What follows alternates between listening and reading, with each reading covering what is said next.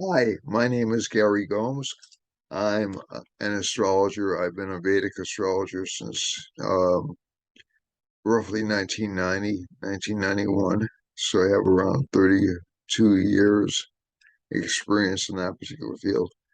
Um, I This show features um, an overview of the world through through the perspective of Vedic astrology, what we can expect over the next week in particular, over the next month, over the next few months, and also it can give us an idea on remedies for um, afflictions in charts. I just want to give you a brief background on, on myself. First of all, if anyone wants to contact me, they can contact me. The easiest way to contact me is my cell phone, and you can text me or call me at 508 525 0001. Again, that's 508 525 0001. I can also be reached at Gary Gomes, GaryGomes, G at gmail.com. And those are the two easiest ways to reach me. You can also find me on Facebook. You can also find me on Instagram. And you can contact me through those sources as well. I'm also on Twitter, but I really don't tweet very much. I just tweet these broadcasts pretty much. And I have, in addition to having 32 years in the field, I've also served as the president of the Council of Vedic Astrology, which is a worldwide organization devoted to the promotion of Vedic astrology. I'm a Jyotish COVID, and with that organization, so some of you, and Jyotish Vashespati. I'm also what's called a Jyotish Ratnakar, which is essentially a jewel of Jyotish. I find it difficult to say these terms, and I get a little bit embarrassed because it's really honorifics have never been my big thing, to be honest with you. Uh, but I might as well tell you about them just to assure you that I may have some knowledge of the topic I'm discussing. And also, I've written several articles for Mountain Astrologer, for NCGR Journal, for a variety of astrological magazines in India, including E-Astrological Magazine and Express Star Teller. I wrote an Express Star Teller on Chinese astrology, among other things. So, and I'm also a trained Swami of the Temple of Kriya Yoga, so I can do pujas and rituals for people, and actually I can recommend remedies for planetary afflictions, which is part of the Indian astrology tradition. Some of them work better than others, to be quite honest with you. So if you're interested in those types of things, I recommend you contact me. If I can't do the actual ritual or make the actual recommendation for you myself, I'll be happy to refer you to someone who can. So this field is vast. It's a huge field, and even though I've been in it for 30 years, I'm not an expert on everything. I know some things fairly well. I know some things very well. I know some things in which I would recommend you go to a specialist. So so not unlike a doctor, I have a field of specialization. I do some things pretty well. I I would take my advice. Other other things, I send you to somebody who had more experience too. So, and that's the only ethical way to do it. I also am in process of writing a book. I hope to seriously get down to a schedule next week where I'm writing every day. I also tutor one-on-one. I give one-on-one instruction in Vedic astrology. You can contact me for rates. I also have opened a school, so we'll be organizing classes on Zoom over the next few months. But the school is technically officially open. So, and let's see now.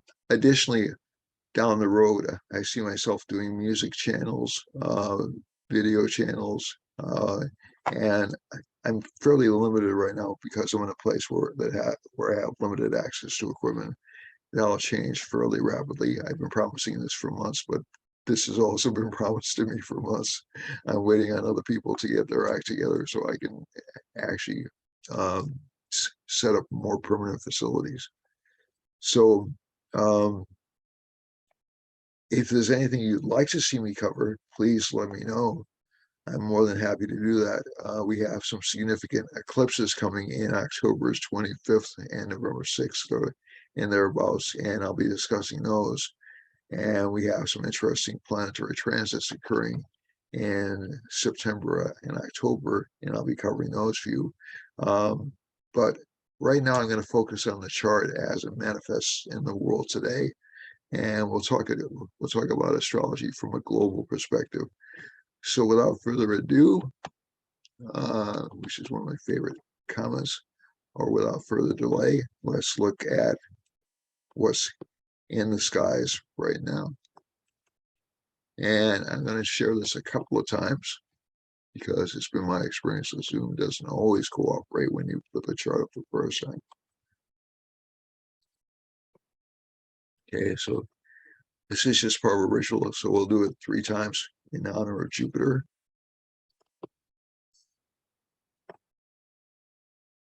Okay, so this is an Indian astrology chart or a Vedic astrology chart. Now, I often look at these charts. So this was drawn up for 9/16. That's when Mickey's big hand is is pointing upward, and I'm sorry, the little hand is 9/15.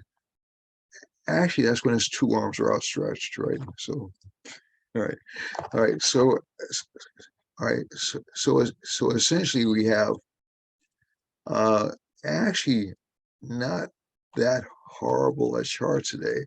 And I'll explain what I mean by that in just a second.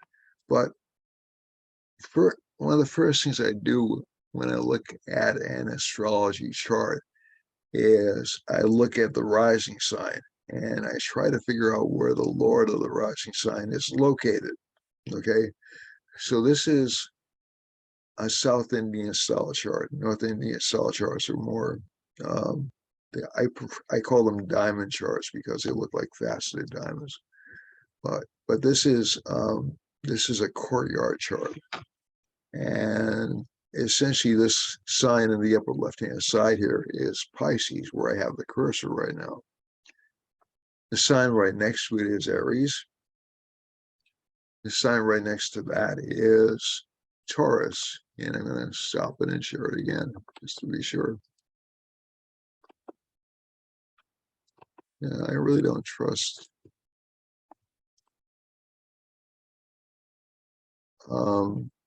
these programs when I have this planet in the second house of communications. It's really K2 is kind of a disruptor.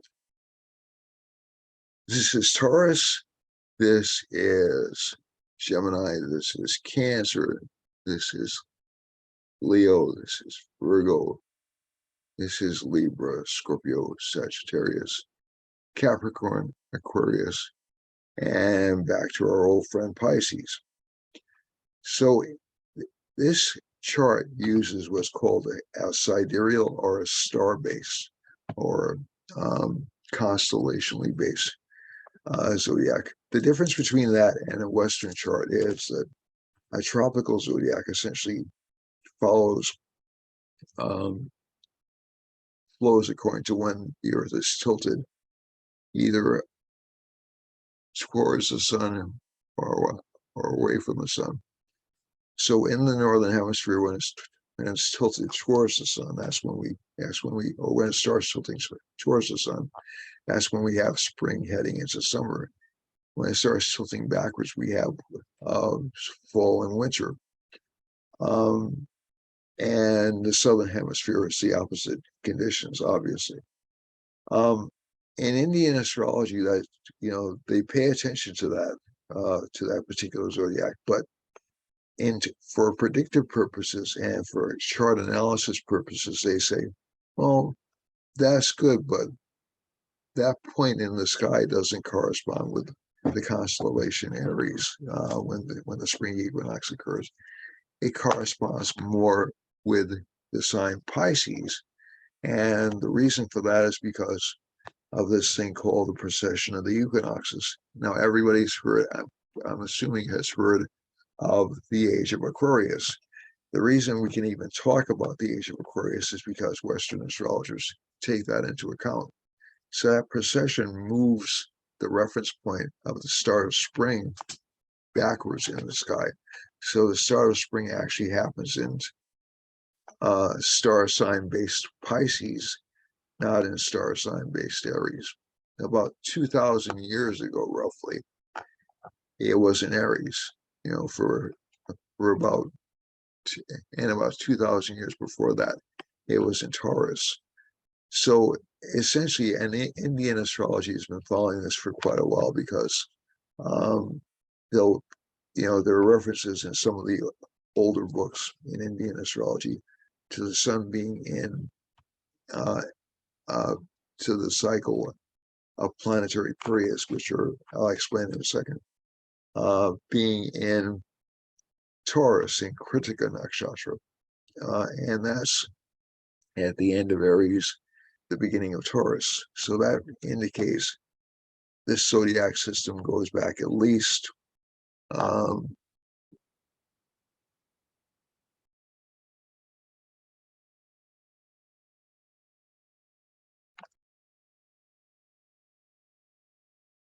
conservatively around 4,500 years. Less conservatively, Indian astrology places itself as being a 6,500-year-old tradition. There are scholars who debate that on both sides. I tend to believe it's a really old astrological system. And from some of the factors that I've seen over time, I've only seen evidence that supports that. A lot of the other evidence I've seen that essentially that Indian astrology originated from Greek astrology seems to be largely circumstantial to me. And it's only based on one or two books. So essentially, but again, that's a debate for another time, another place. So essentially, Jupiter is in Pisces right now. That's usually a good placement. If Jupiter's in Pisces, though, and there's a certain understanding about certain planets, and certain planets are naturally benefic or good intention, or they bring good things, and certain planets are malefic, or they naturally cause some suffering or some deprivation or some violence. So Jupiter and Venus are the unqualified benefics. Venus is responsible for rainfall. Rainfall causes things to grow unless it gets a little bit too exaggerated. And Jupiter expands things, so it grows families, it grows fat, to be honest with you. But also it grows intelligence. So both planets are considered teacher planets. So they generally support increase in knowledge and increase in lifespan, things like that. The sun is considered to be a harsh planet, and that's located in Cancer. Mercury by itself is considered to be a benefic because it brings intelligence, conversation, some prosperity, some trade. Mars is considered to be a difficult planet, very, very malevolent. It hurts, it hits, sometimes it kills suddenly. And Saturn is considered to be a malefic planet in the fact that it slows things down, it diminishes things, it contracts things. So whenever you see a combination like a Saturn-Jupiter combination, you'll start to see a slowdown. So Saturn's aspecting Jupiter in the chart. You'll start to see both a want of things, so less things becoming available, and also a decline in economic activity because Saturn tends to make people concerned, a little bit less confident, a little bit more conservative. So they'll tend to, and Saturn's very powerful right now. Jupiter is too, and I'll explain that underline in a second. But Saturn's extremely powerful now. It's considered to be aspecting, at least according to many astrologers I respect, it's aspecting houses. That means it's looking at planets and houses from both Capricorn and Sagittarius. So that retrograde means the planet appears to be moving backwards in the sky from where we see it. Jupiter is also aspecting from Pisces and Aquarius, okay, because it too is retrograde for about another 3.5 months. Saturn's retrograde for about another 3 months or so. And basically, this will cause, so a lot of us have heard newscasts about the inflationary cycle in the world, and also fears of a recession, and essentially where we've been in. So there's a little bit of a logical piece that a lot of people forget about when they look at inflation. And then inflation will cause people will still keep buying during inflationary pressure until they can't buy anymore. Okay, so if they're maxed out and they're looking and they're saying, my budget's not keeping up with this, I'm going to stop buying stuff. Then what happens? Well, we have recession. This is like so people will stop buying less, people will get laid off. Now, all economic activity, I don't want to turn this into an economics lecture. All economic activity doesn't affect everybody equally. Okay, so if the world's gross product or its output declines, that doesn't mean that everybody suffers. Rich people almost never suffer in these cycles. Poor people usually suffer the most. And Saturn represents poor people, and a lot of poor people will feel like they're going backwards over the next couple of months. Also, because of this, Saturn and Jupiter are going to be kind of tightly aspecting each other for isolated periods. It won't be like, but pretty much over the next 2 years, we can sort of expect a slowdown in economic activity. I'm not expecting this economic downturn to be deep, but I am expecting it to be relatively consistent. Okay. And this will be a global, now again, it won't hit all parts of the globe equally, but it'll hit everybody. A lot of the pressure comes from both foreign conflicts, so Russia definitely has something to do with it, but also domestic decisions that many countries have made over the past 10, 20 years, even over the past couple of years. So a lot of recessions, there may be good reasons for it, but a lot of recessions and a lot of inflations are self-induced by countries. So you can go back. The last one I can think of that wasn't self-induced was the Arab oil embargo in 1973 to 1974. And that was because of an external cartel. But even that, I believe, was self-induced to a certain extent because Nixon encouraged Iran to raise oil prices so they could buy more weapons. The oil producing and exporting countries looked and said, they're raising oil prices. Why can't we? And so they decided to raise oil prices as well. So it's sort of like there's a ripple effect of decisions that are made. So if you're going to focus on trying to make vast changes in the way energy is used in countries around the world, and you're trying to do it all at once, there are going to be economic shockwaves, and that's unavoidable. I think the problem that you're going to run into over the next couple of years is people haven't signed on for sacrifice. I think most countries have and again, the United States is sort of like the world leader in this, but basically, most countries have signed on to the idea that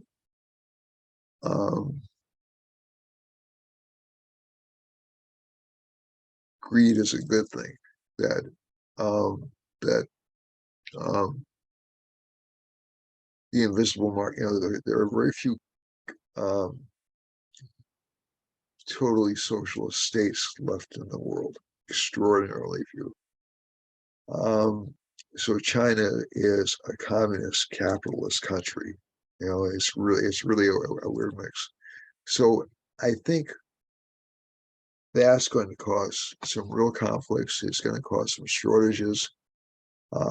Saturn and Sun are already causing the Saturn-Sun opposition, already causing some wheat shortages, some food shortages that may be ameliorated over the next couple of months, especially after August 15th when Sun enters Leo. But a lot of people right now are really ticked off with their governments. It doesn't matter which side of the fence you're on in terms of your government. Basically, most people, and this is amplified or exacerbated by the fact that you have Mars with Rahu. Now, Mars with Rahu is going to make people kind of angry. It's going to make them hyper angry. But when Mars moves into Taurus, they'll be angry over their inability to trade or angry over their inability to progress. So this is going to be an interesting summer to watch. So the worst of the frustration has been experienced over the past couple of months when Mars has been in this sign Aries. And a lot of it has to do with resources underground. Mars is in the 8th house, that's underground. Mars actually rules things that come out of the ground like oil. Mars and Saturn actually rule those things. And Mars is aspecting the government right now. So within about, oh gosh, by the end of next week, Mars is going to change signs. It'll be in this sign, and the government will be off the hook for about 3 days. It's really funny. So they'll have like a little bit of a break for about governments will be off the hook for about 3 days.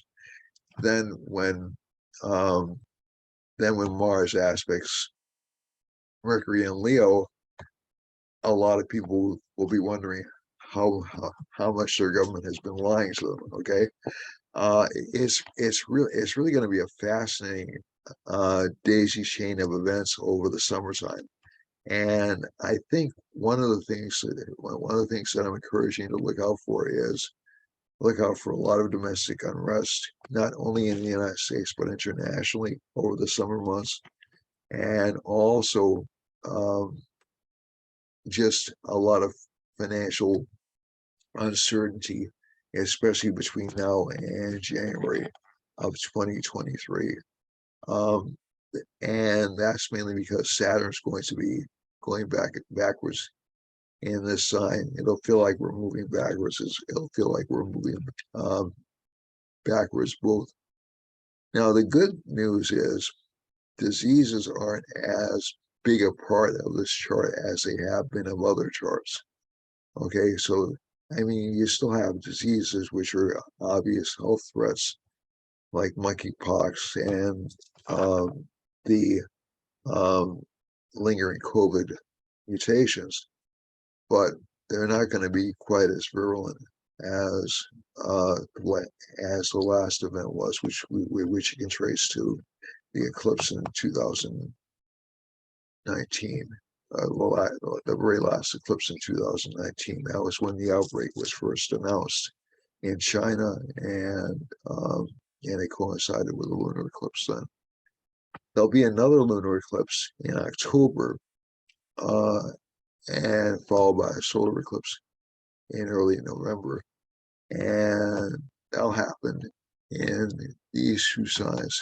And this could cause a kind of an economic crisis because the eclipses will be in, and governmental crisis because the eclipse will be in Libra, and which is connected with trade, and Aries, which is connected with government.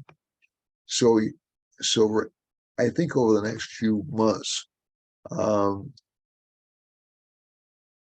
I mean, right now Venus is in Gemini. That's actually a beautiful position. So a lot of people will be getting together, and there'll be a Cancer. A lot of people will be emotionally within about 1 day of being Cancer. A lot of people will be emotionally much more giving, much more generous, much less vindictive. So I think that'll be a good thing. But I think in terms of stuff like a lot of the trials we're seeing in the United States, those will probably extend until September. I think in September, you might try to see some kind of criminal action brought forward, but I also just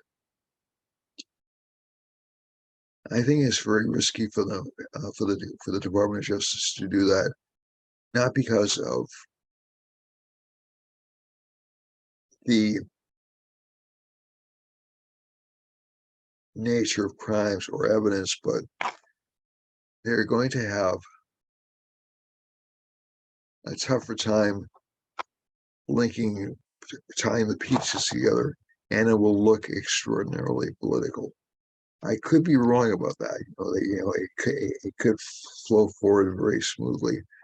But I mean, in charts like this, whenever I've seen charts like this, when people are frustrated, and basically they're a little bit relieved that gasoline prices are going down in the United States, but certain parts of Europe are probably going to be experiencing major problems. And oh, by the way, all the fires are this Mars-Rahu combination, and also aspecting the sun. So the fires may abate towards the end of next week, and then all of a sudden they'll pop up again, but they'll pop up in different places. So we're going to look at the world map, but I think it's interestingly enough, the moon's in Scorpio when I'm doing this forecast, so I may be unduly pessimistic, right? I may be a little bit down, but I think the other opportunity is you're going to see a wave of innovation like you haven't seen in about 120 years in the United States over the next 10 years and around the world. So I mean, the positives in this are that we'll actually figure out ways to make certain technologies much cheaper. We'll figure out ways to make access to technologies much more universal. So it's not entirely bad news. It's not entirely, but transitions of this type are always very, very difficult. And a lot of uncertainty until around September, October will be the case. And then around October 26th and November 6th, you'll see a lot of anxiety, especially over governance and over trade. Okay, so let's go to what I like to do every week, and that is look at the time and space map. And this shows you where the planetary lines are lying Now, this map isn't as, this is a new version of the program. I'm not quite as crazy about the size of this particular map as I was on the old one. It's probably lack of familiarity in working with the software, but let's make do with what we have. So let's look from west to east. And basically, Jupiter and Venus are intersecting over here in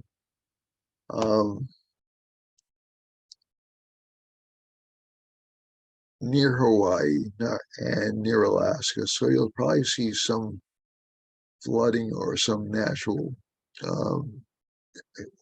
let's say, overexpansion of water in these areas, and also some shipping incidents out here. This is really not close to anything. So except for southern Alaska, and I think you'll see Alaska start to get much more involved in U.S. government overall because of the sun line passing through here. The sun line is also passing through Western California, Washington State, Oregon, Northern California, down close to Baja. And there's a Rahu line between roughly in the eastern part of the country. So you'll see a lot of both political scandals and fire activity actually extending all the way really into the Dakotas and into New Mexico and into Texas, okay, and even to Mexico. So this doesn't look good for the environment. I'm not expecting anything like a volcano here, but this really doesn't look good. Not for the environment. It doesn't look good for the weather situation. But again, political scandals from North and South Dakota all the way down to Texas and Mexico, just like a spade of them. The other thing is we have this Mercury line. So scandals in Canada connected with news bodies, and also scandals, and also some increased financial prosperity coming to essentially Wisconsin. A lot of reporting out of Wisconsin and Missouri and eastern Texas, and all the way down to the Yucatan Peninsula and all the way down to Tierra del Fuego. A lot of reporting, but also economic pressure, negative economic pressure on this entire area right here. There's nothing really close to New England, except you do have this descending Jupiter line and Mercury. So there'll be a lot of chatter out of Washington. So we know that there's a bill that's about to be passed, which finally passed some hoops.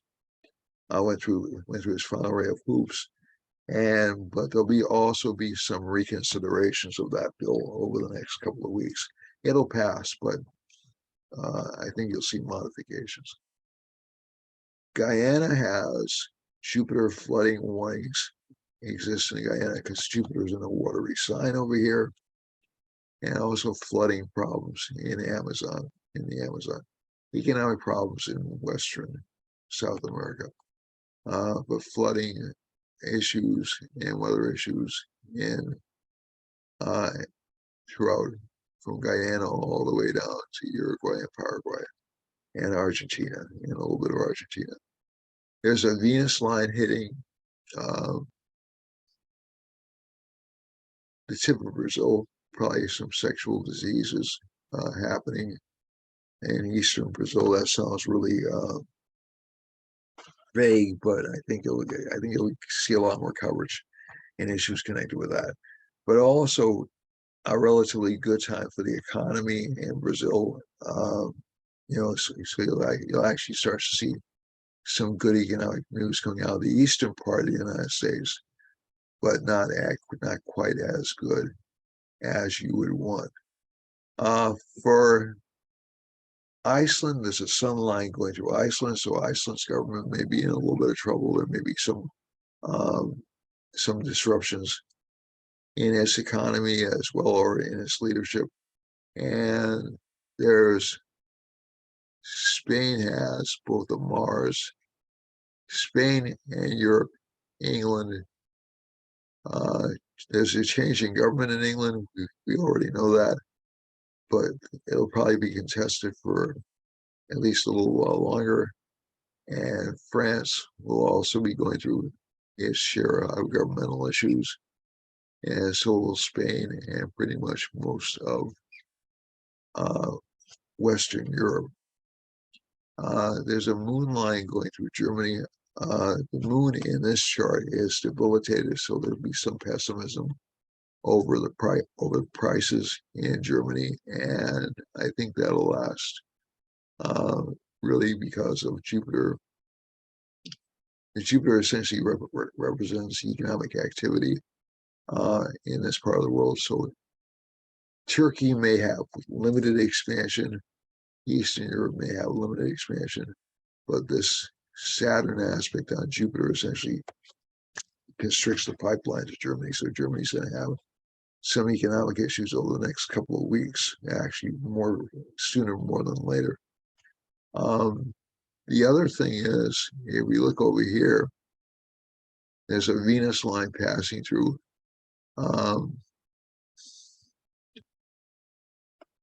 oh gosh, Afghanistan, my apologies, and through, but it's also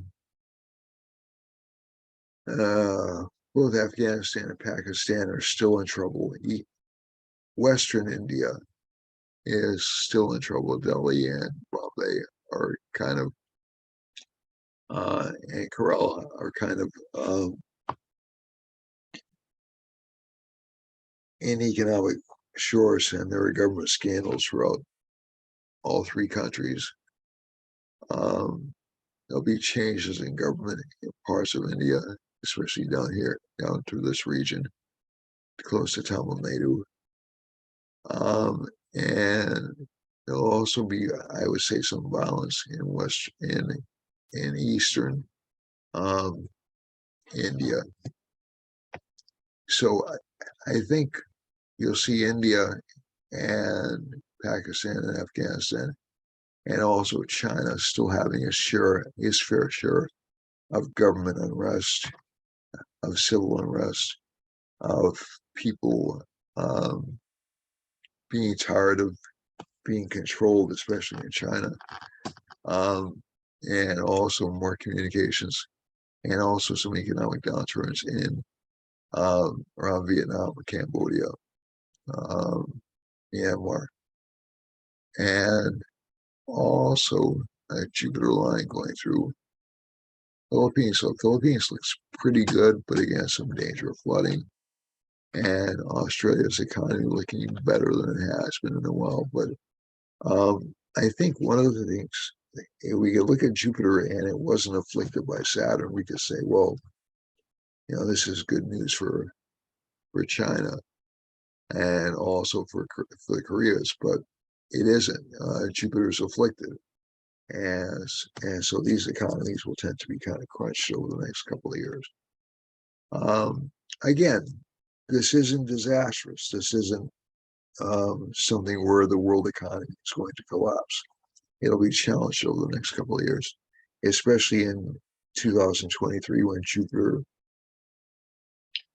meets Rahu in Aries and Saturn is aspecting both grahas or both planets.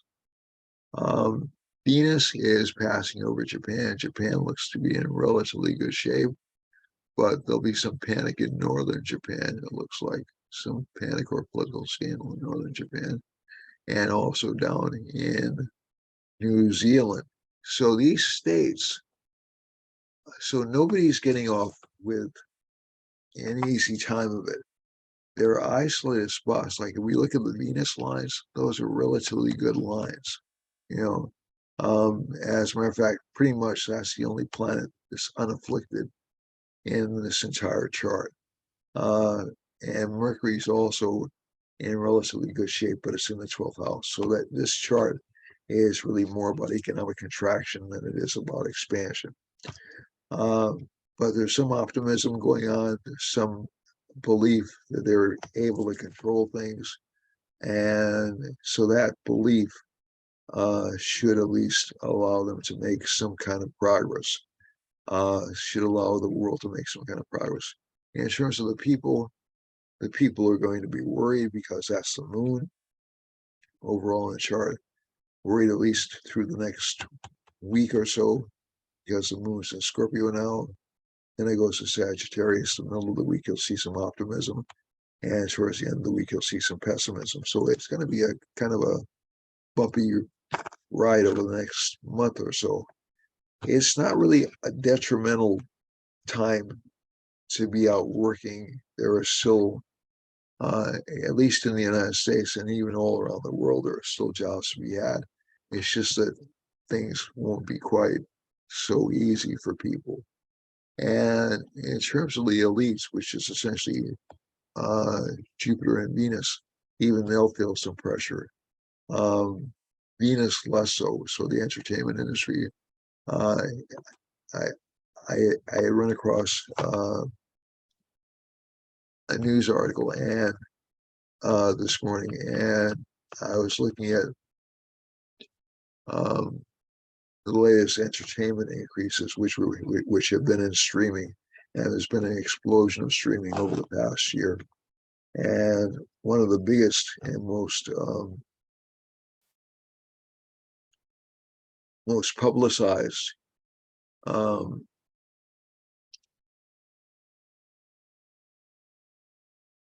streaming systems, HBO Max, is cutting back and it may go away entirely. So Netflix is already losing subscribers. So it's a little bit like what happened to crypto earlier this year. Crypto had a lot of, let's say, market corrections. And it's also a little bit like the internet boom of the late 1990s and early 2000s. So everybody wants to get in on this growing market. And as a result, you have too many people enter, and you have people looking and saying, "What can I cut?" You know, like, prices have gone up. What can I cut? Well, I don't need to belong to 15 different streaming services, do I? I may only watch about 2 or 3 of them regularly. So I think one of the things you're going to see is you'll see a shakeout in entertainment, although it doesn't necessarily show from this map, but it will show next month. It will show within a couple of days, and you'll also see a shakeout, um, a paring back of entertainment options over the next 2 years or so. But you'll see a bounce back, I think, in the fall, maybe late fall. But I think those things are interesting to look at because that's what we spend our available money on. If prices are going up, our available money, naturally, we're going to prioritize for our families and our um, um, and our food and our necessities. So streaming is not a necessity for some people, I guess it is, but it's not a necessity. So a lot of luxury items sort of take the hit, first of all, especially if you're living paycheck to paycheck, which a lot of people still are. So I think that's going to be really the big economic issue over the next few years is how, not necessarily a quality of income, but how to increase or how to address the disparity in advantage in income that we're seeing that's been a perpetual problem since the really since forever, but more so since the 1980s. So I think it's going to be some kind of interesting things going on. And I'm not necessarily talking about government resolving it. I think we're going to see different ways or more innovative ways of approaching it. So let's get on to this. So that's a little bit of crystal ball gazing. I could be wrong, I could be right, but that's what I'm seeing happening. So let's look at your individual charts for this month. By the way, it's important to me and also important financially for me that you like, subscribe, and forward what I'm broadcasting on this particular channel. And by the way, I'm still sticking by my prediction that the war in Ukraine is going to last into 2023. And subscribe because it will help expand my viewing base. I'll have time and more availability to do longer videos. A variety of personal situations has stopped me from doing that as well, or more frequent videos. So I should have more time in the next few months. And again, more channels are coming. So let's look at your Aries. Aries has that Mars Rahu combination, so it's really confident, but it's a little bit frustrated. Okay, so it feels like a lot of blocks have been taken away, but not quite all. And Venus is in the third house. It'll get more action by being sweeter than it will be by being aggressive. Sun's in the fourth house. There's a lot of focus on home life. Mercury's in the fifth, one of the better combinations for this sign because it actually gives more financial success and more access to money for this particular sign. K2's in the seventh, not really that interested in relationships. They may be, or relationship partners may be a little bit odd or funny or detached seeming. Moon's in the eighth. There's a little bit of worry about security for this sign. And Saturn's in the 10th, aspecting the 12th house. So that will minimize what I would call joy spending or happy spending. And it will make the sign more serious about career. For Taurus, Taurus has its Lord in the second house, so this sign is really strongly connected with money this month. More courage.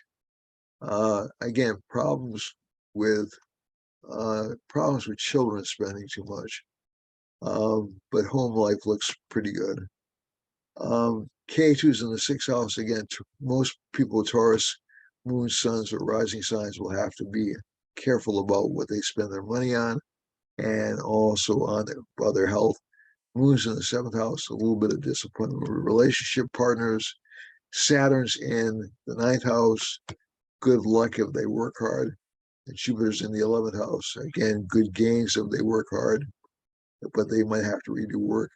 And Mars is in the 12th house, so relationship partners will be spending money. For Gemini, Gemini has Venus in the first house, very nice placement. The fifth Lord is in the first house, so it'll have a lot of potential for relationships, a lot of artistic endeavors, a lot of artistic creativity. Unexpected relationship opportunities with K2 in the fifth house. And with Jupiter in as the seventh Lord, relationship partners will seem a little bit distant, a little bit isolated, but still there. And Saturn in the eighth house, so relationship partners will seem to be a little bit tough to deal with, or they'll have some financial issues. Moon is in the sixth house. That's not a bad combination for this sign, but it does tend to make, although money is a very strong emphasis for the sign, it'll make it seem like you have to please a lot of unpleasant people to get what you want financially. And Jupiter's in the 10th house, good time for career expansion, but a lot of work. Mars and Rahu, friends will seem to be ungrateful or difficult to deal with. For Cancer, Cancer has, so overall a good week for Gemini. and it'll continue financially, at least for them, until the next month. But again, this progress will be much slower than what they want it to be. For Cancer, Cancer has Sun in the first house, so that's again a focus on money, focus on speaking and communication for the Sun. Excuse me, you can tell I'm not a Cancer. And third house Lord is in the second house, so a lot of ambition to reach out and address people. Not a little bit detached from home life. Home life is more like a concern, but some anxiety or worry about children. Communications will be a little bit thwarted at home. Saturn is in the seventh house, so relationship partners will be there, but they just won't be pleasant. They won't be happy. Ninth house has Jupiter in it, so it will give them some great guidance, some great learning, and they'll achieve some fame career-wise. And that will translate into gains next month. For Leo, Mercury's in the first house, the Lord of the first is in the 12th, so this sign will be a little bit obsessed with spending money, but it will also get money through communications. Second and 11th house are strong. The Lord of the third house and the 10th house of career is in the 11th house, so that's good for financial gains. And K2 is in the third house, so this sign will be very courageous. It will take chances other people wouldn't think of taking. Moon is in the fourth. That actually diminishes debts or makes debts on account of problems with mother or public life. And for Saturn in the sixth, they'll have to be, again, careful of health. Jupiter's in the eighth, some unexpected gains from relationship partners. Mars is in the ninth. Good luck if they pursue their dreams and their goals. And I'll translate into career luck within a few days. Venus in the 11th is good for financial gains, obviously. For Virgo, Virgo has K2 in the second house, so it'll seem like it'll come in unexpected lumps. That's really the best way to describe it. So money will be an emphasis for this sign, will almost be an obsession, but that Mars aspecting it'll come in lumps or come in portions. Money life really won't improve really until around the end of next week. Moon is in the third house, so is in the second house, so there's a little bit of worry or anxiety about financial success. Saturn and a little bit of worry about family as well. Saturn's in the fourth house. Delays or feeling of being tied down or limited because of family life. Jupiter's in the sixth in its own sign, so there's a lot of attention on spiritual sadhana or spiritual practices or self-improvement. It doesn't have to be one or the other. For some, the equivalent of spiritual activity may be going to the gym more. Mars is in the seventh house. Relationship partners will be very difficult to please and prone to explosive outbreaks, but that'll end just a little bit in about a week. Venus is in the ninth house. This is a really nice placement for the sign. It gives them good luck. It gives them good knowledge. It gives them new teaching opportunities, and that'll expand next month. So you'll see the sun and you'll see Venus in the same sign as the sun. So career life should be absolutely spectacular for the sign. Mercury's in the 11th house, good for financial gains, especially through teaching and advising. For Scorpio, Scorpio has Mars and Rahu in the sixth, as it has had for the past couple of months. So this is going to sound like an old repeat, but essentially the sign is working on self-improvement. It'll achieve it. It'll achieve relationship breakthroughs within about a week, and it'll focus more of its attention on relationships within about a week's time. Saturn is in the third house again, a lot of stick-to-itiveness for the sign, a lot of financial growth. Jupiter's in the fifth house, aspects the 11th house. That's good for financial gains as well. Sixth house, Mars again. Whenever you see a sixth house planet, there's going to be competition. There are going to be issues with health. So just guard your health over the next year or so. Venus is in the eighth house, unexpected increases um, or gains to relationship partner. Sun is in the ninth house. That's a relatively good placement, although this is considered not really a good sign for Scorpio rising, but Sun as Lord of the 10th house in the ninth house is good. And Mercury as Lord of the 11th house in the 10th house is good for career life. Boudica are considered unlucky placements. In general, I tend to take them into account, but I don't really give them a lot of weight because in practice they turn out not to be that unlucky. Sagittarius has a house yoga or a great personality yoga, so this sign will be very obsessed with education. Saturn's in the second house, a little bit anxious about money. This is the U.S. rising sign, by the way. Mars, Venus is Turkey's rising sign. You have a variety. A lot of the EU countries' rising sign is Virgo or one of the changeable signs. It's really interesting. Look at the charts. Okay, so let's get back to the discussion.